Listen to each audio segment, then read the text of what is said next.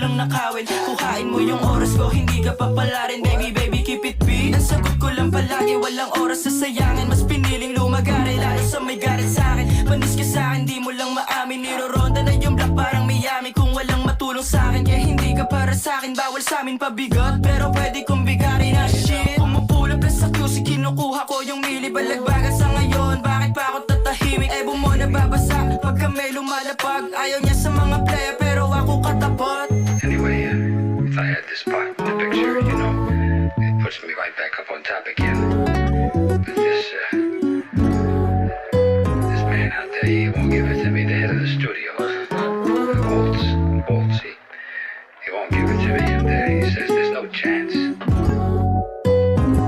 She my ride or die, sabi siya sa akin trip. Walang binabawal, gusto lang maikip.